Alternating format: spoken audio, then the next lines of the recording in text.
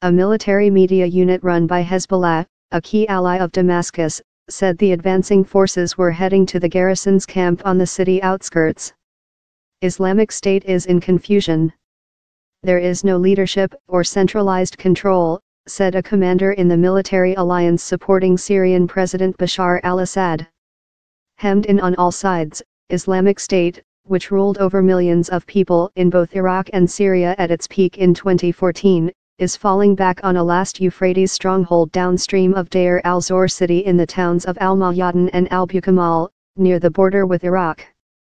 But as it has lost its core territory, defeated in Iraq's Mosul, now yielding street after street in Syria's Raqqa, the ultra-hardline group has still been able to launch attacks in the west and maintain a threat in other centers such as Libya. The fighters have been driven out of nearly all of their territory in Iraq over the past 2 years by government forces backed by a coalition. In Syria, they are fighting against both Assad's Russian-backed government and an Arab and Kurdish militia that has launched an assault on Raqqa. The city has been cut off since 2013, after rebel groups rose up against Assad during the first flush of Syria's 6-year war. Islamic State then overran rebel positions and encircled the army's enclave in the city in 2014. It was a major prize. Deir al-Zor is the center of Syria's oil industry, a source of wealth to the group and a serious loss to Damascus. As the army has pushed east in recent months, oil and gas fields have once more fallen to the government. Islamic State fighters stepped up efforts this year to seize the enclave before the army could arrive. In January, they severed it from the city's military airbase and took over a nearby hill, further straining its links to the outside. During the long siege, high-altitude airdrops have supplied the city. The United Nations said in August it estimated there were 93,000 civilians in the government's Deir al-Zor pocket, where conditions were extremely difficult. Despite all this and despite the shelling and injured, things are running in the city, Governor Samra had said on Sunday. The institutions are running, the bakeries. Water is also pumped twice a week to our residents, aid is distributed daily.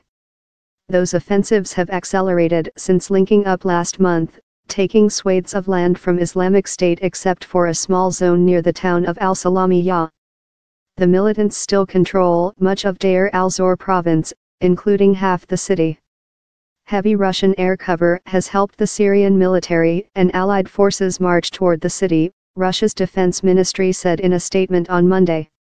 A resident of the city reached by telephone, who gave his name only as Mohammed, said he could hear the sound of warplanes in the distance. The army advances over the last 2 days had sparked indescribable joy among people in the enclave after years of siege, he said. The latest advance came after intense preparatory artillery, a multi-pronged assault and gains in high ground commanding nearby areas, the non-Syrian commander said. Meanwhile, as the army and its allies have forced other militant pockets to surrender, including an Islamic State enclave on Syria's border with Lebanon a week ago, they have been able to transfer more troops to the desert campaign. It helped a lot to switch the military effort of the Syrian army and the resistance to the eastern Syrian desert, the commander said, adding that thousands of troops had arrived from the battle on the Lebanon border. Islamic State fighters and their families evacuated from that enclave as part of a surrender deal were escorted by the Syrian army and Hezbollah to East Syria, but have been stopped by a coalition from reaching Deir al-Zor. 10 of the original 17 buses are now stuck in no man's land between pro-government forces and Islamic State territory, and 6 buses retreated back into government areas, the commander added.